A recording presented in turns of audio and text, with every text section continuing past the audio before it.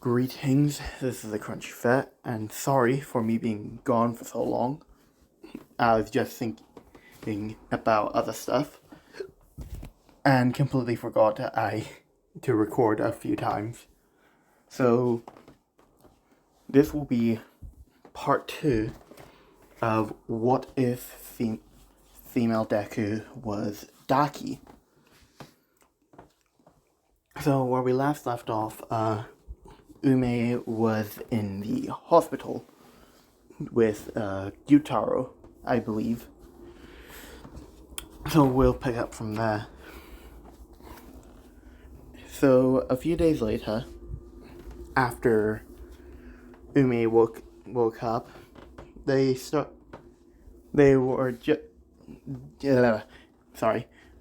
Ume was released from the hospital, and since Gyutaro and Ume's house burnt down, and I'll say the UA dorms were already established at this point, so Gyutaro had asked Nezu if he and his sister could stay in the dorms because their house had burned down. And Nezu had already known that Gyutaro and Ume's mother had passed during the fire. So Nezu said that they're both allowed to stay in UA, but Gyutaro has to keep an eye on his sister due to her not being a UA student yet, as Gyutaro would agree. So Gyutaro would come out of Nezu's office as Ume would say, Gyutaro, are we allowed to stay here in UA? As Gyutaro gives her a thumbs up, as Ume smiles about as brightly as the sun,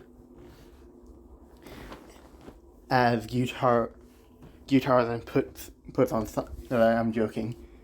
I was about to, never mind, scratch that bit. As Gyutaro takes her to the dorms where they'll be staying.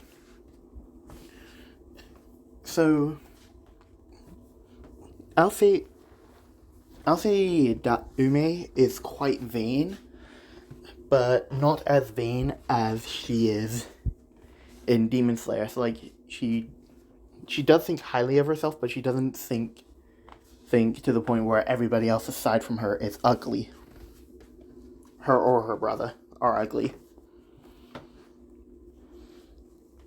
Anyway, so Ume sets up her room, and it's just, I'll say it's like filled with like her awards and all that from like, I don't know, is there any awards for fashion shows? I don't know. If any of you have seen fashion shows, do let me know, because I do not know any of this kind of stuff.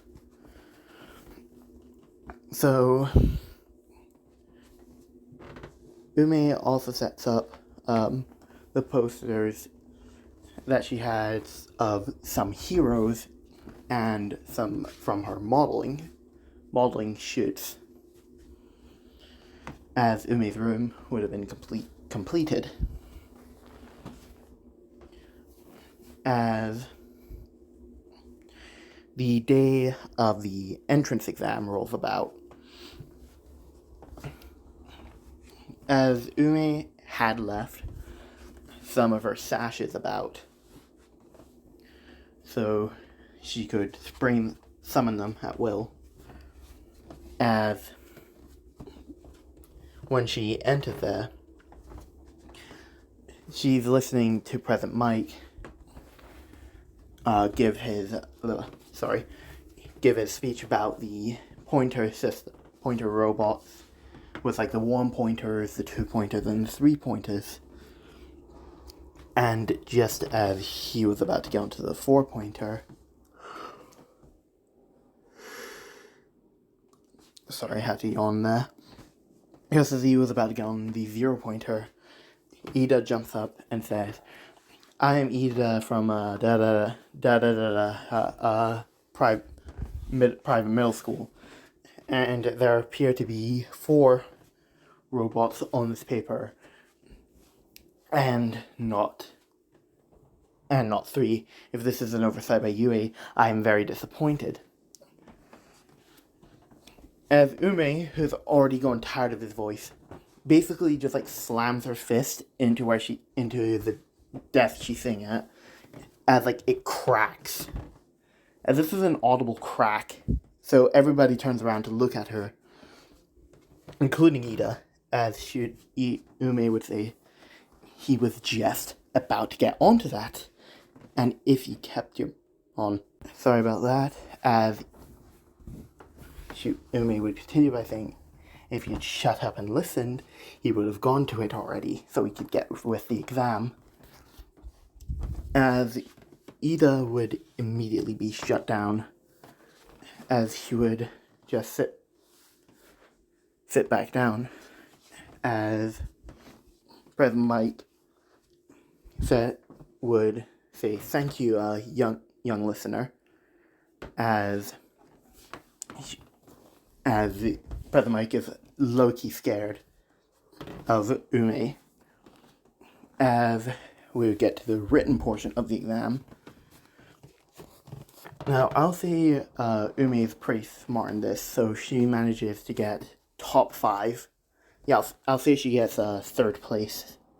First being Momo, and 2nd place being Todoroki. So then we get to the